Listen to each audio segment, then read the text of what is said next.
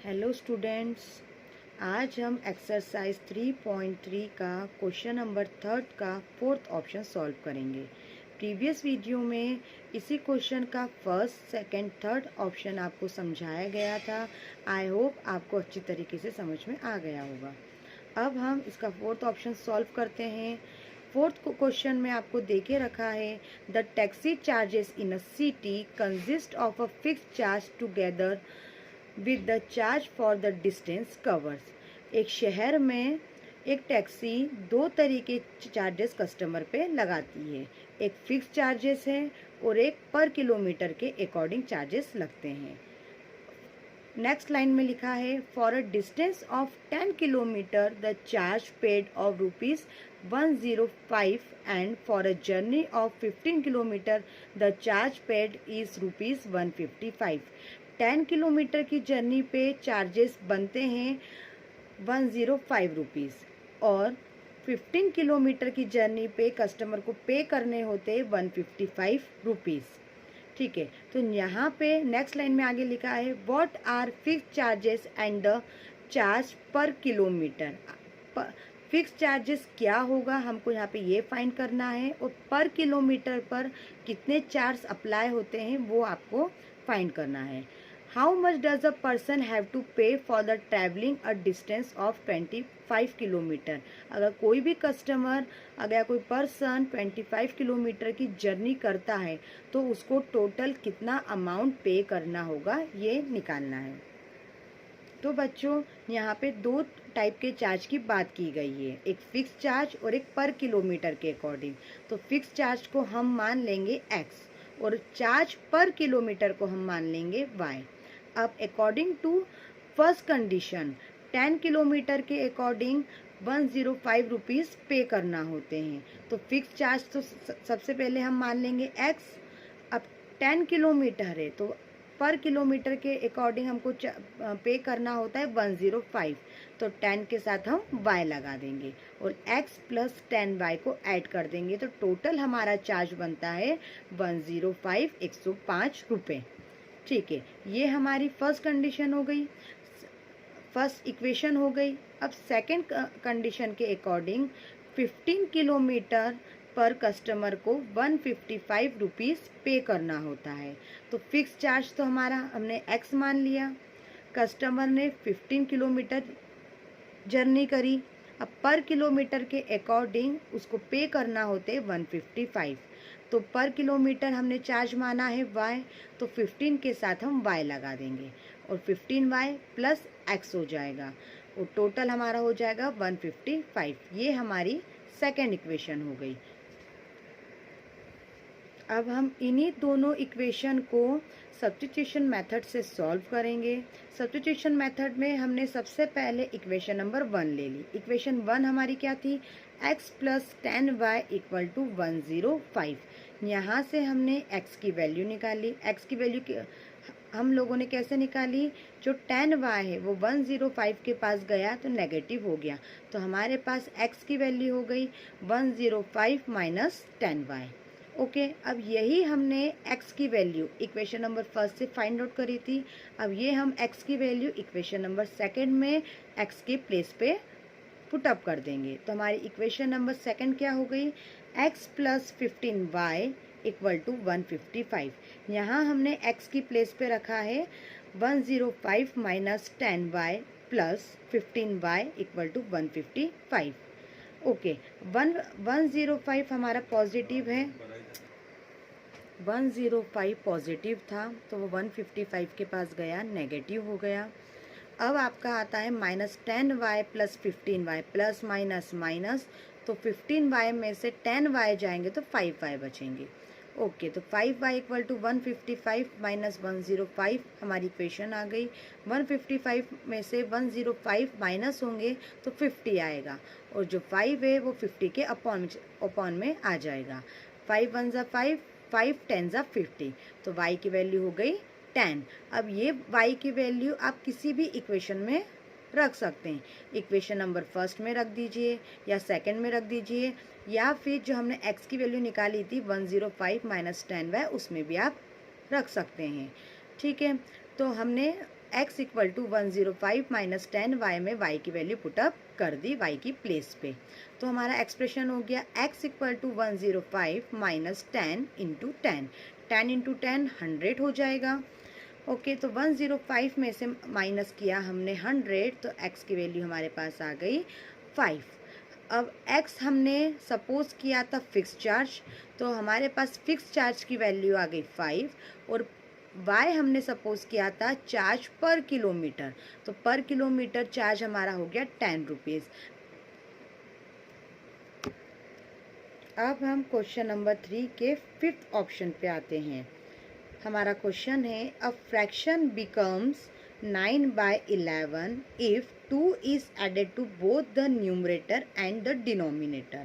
If 3 is added to both the numerator and denominator, it becomes 5/6. Find the fraction. यहाँ हमको एक fraction की value निकालना है। फ्रैक्शन मीन्स अपॉन के फॉर्म में होता है, p/q के फॉर्म में होता है। तो फर्स्ट कंडीशन में हमको दे के रखा है कि अगर हम न्यूमरेटर में और डिनोमिनेटर में 2 ऐड कर दे तो हमको फ्रैक्शन मिल जाता है 9/11। ओके, तो यहाँ से हमारी फर्स्ट इक्वेशन निकल जाएगी। अब सेकंड कंडीशन में हमको बोल के रखा है कि हम फ्रैक्शन में अगर 3 ऐड कर दें न्यूमरेटर में भी और डिनोमिनेटर में भी, तो हमको फ्रैक्शन मिल जाता है, आंसर हमारा आ जाता है 5/6। तो इससे अगर हम इस इक्वेशन को सॉल्व करेंगे तो ये हमारी सेकंड इक्वेशन हो जाएगी, और दोनों इक्वेशन को हम सब्स्टिट्यूशन मेथड से सॉल्व करेंगे तो हमारे पास x की वैल्यू भी आ जाएगी और y की वैल्यू भी आ जाएगी।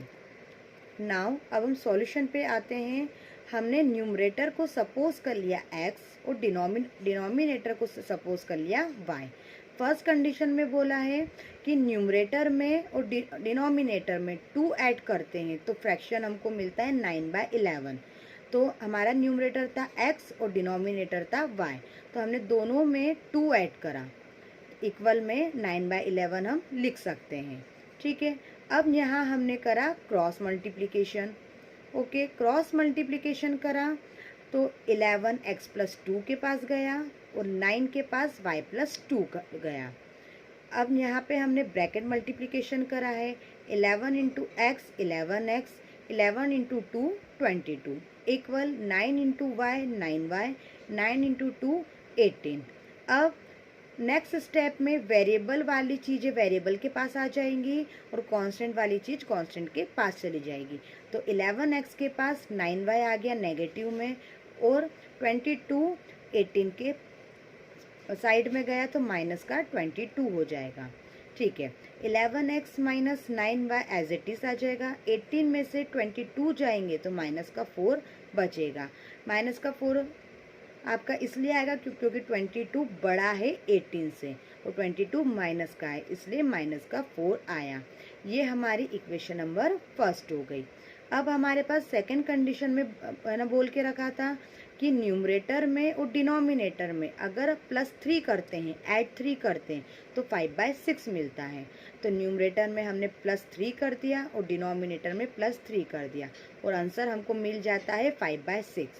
अगेन यहाँ पे हमने क्रॉस मल्टीप्लिकेशन करा है, तो 6 गया x + 3 के पास और 5 के पास y + 3 गया। अगेन यहाँ पे हमारा ब्रैकेट मल्टीप्लिकेशन हुआ, 6 का मल्टीप्लाई x में होगा 6x, 6 का मल्टीप्लाई 3 में होगा 18, 5 का मल्टीप्लाई y में होगा 5y, और 5 का मल्टीप्लाई 3 में होगा 15।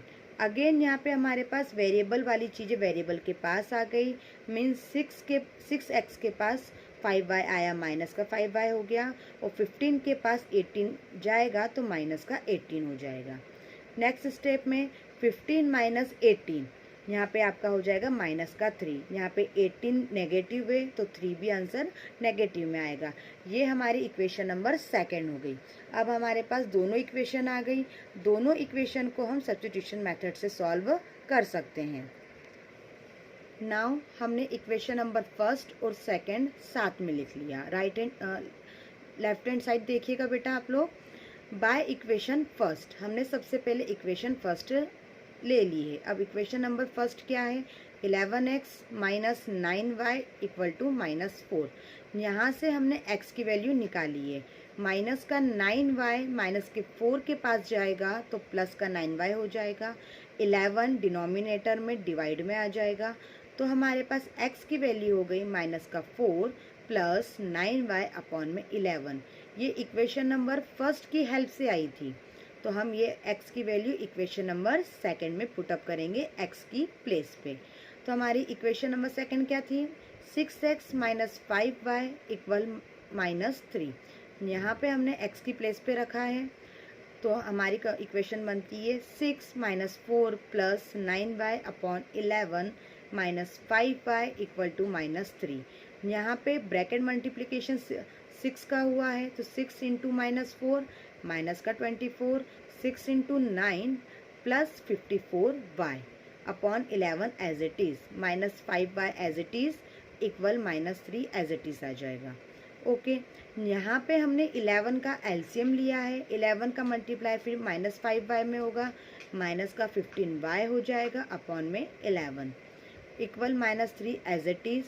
54y माइनस 55y दोनों 54y माइनस 55y y की टर्म से, तो y से y माइनस होगा तो माइनस y बचेगा, माइनस का 24 इक्वल माइनस 33।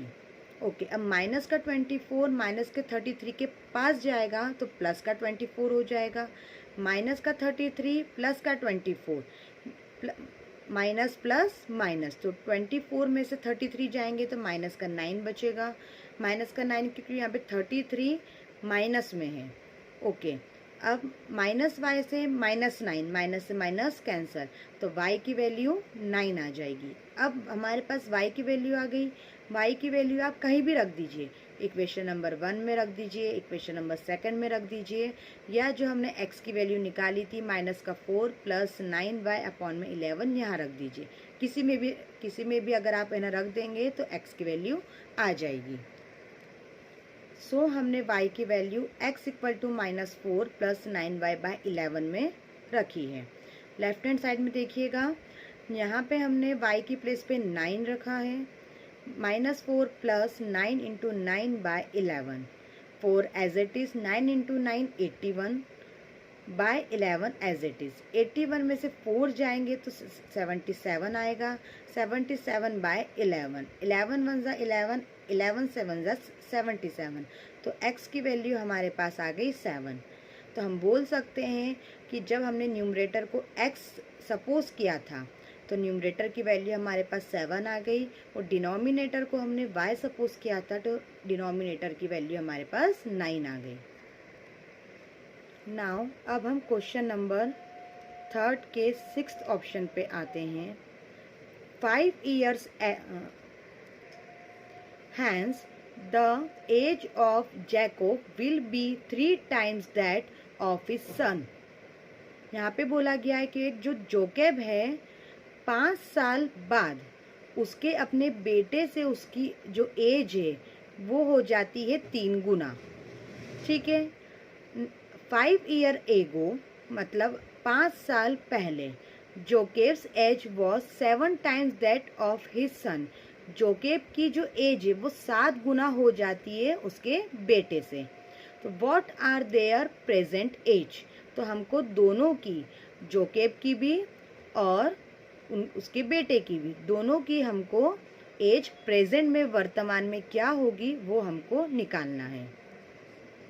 तो क्वेश्चन में यहाँ पे सबसे पहले जोकेब की बात की गई है, तो जोकेब की एज को हम मान लेंगे x, means the present age of Jacob equal x years. अब उस जोकेब के बाद उसके बेटे की बात की गई है तो हम उसके सन की एज मान लेंगे y। ठीक है, अब 5 साल बाद जब हम किसी भी ईयर के बाद की बात करते हैं तो प्लस लगाते हैं, और कुछ साल पहले की बात करते हैं तो माइनस लगाते हैं। तो फर्स्ट कंडीशन में हमको 5 साल बाद की बात की गई है कि 5 साल बाद जोकेब की एज 3 गुना हो जाती है उसके बेटे से। तो 5 साल बाद तो जोकेब की एज कितनी थी x, तो हम x में +5 कर देंगे, और सन की एज कितनी थी y, तो हम सन की एज में +5 कर देंगे 5 साल बाद। अब 5 साल बाद जोकेब की एज 3 गुना हो जाती है, तो हम सन की एज में 3 का मल्टीप्लाई कर देंगे। तो हमारे पास एक्सप्रेशन हो जाता है x + 5 = 3y + 5। ओके, अब यहाँ पे जो हमारे पास एक्सप्रेशन आ गया है उसको हम सॉल्व करेंगे। तो x + 5 एज इट इज़, 3 का हमने ब्रैकेट मल्टीप्लिकेशन किया 3y प्लस 3 का 5 में मल्टीप्लाई किया 15। x के पास 3y आ जाएगा तो माइनस का 3y हो जाएगा, और 5 15 के पास जाएगा माइनस का 5 हो जाएगा। तो एक्सप्रेशन हमारा बनता है x - 3y = 10। ये हमारी इक्वेशन नंबर फर्स्ट हो गई। अब क्वेश्चन में सेकंड कंडीशन बोल के रखिए 5 years ago, मीन्स 5 साल पहले। जब हम कुछ साल पहले की बात करते हैं तो माइनस लगता है, ठीक है। तो जोकेब की एज हमने मानी थी x और उसके सन की एज मानी थी y, तो दोनों में हम 5 माइनस कर देंगे, तो हो जाएगा x - 5 = y - 5। लेकिन 5 साल पहले जोकेब की एज 7 गुना थी उसके बेटे से, तो जिससे ज़्यादा रहती है उसमें हम मल्टीप्लाई करते हैं। तो 7 गुना ज़्यादा थी तो हम सन की एज में 7 का मल्टीप्लाई कर देंगे। तो एक्सप्रेशन हो जाता है x - 5 = 7 ब्रैकेट में y - 5। अब हम इस एक्सप्रेशन को सॉल्व करेंगे। 7 का हम ब्रैकेट मल्टीप्लिकेशन कर देंगे तो 7y - 35 हो जाएगा। x के पास 7y माइनस में आ जाएगा तो x - 7y हो जाएगा। 5 नेगेटिव है, राइट हैंड साइड जाएगा पॉजिटिव हो जाएगा। 35 में से 5 जाएंगे तो माइनस का 30 आएगा, क्योंकि 35 बड़ी क्वांटिटी है और बड़ी क्वांटिटी माइनस में है तो साइन वही आएगा। तो ये हमारी इक्वेशन नंबर सेकंड हो गई। इसी प्रकार हमको इक्वेशन नंबर फर्स्ट मिल गई, इक्वेशन नंबर सेकंड मिल गई।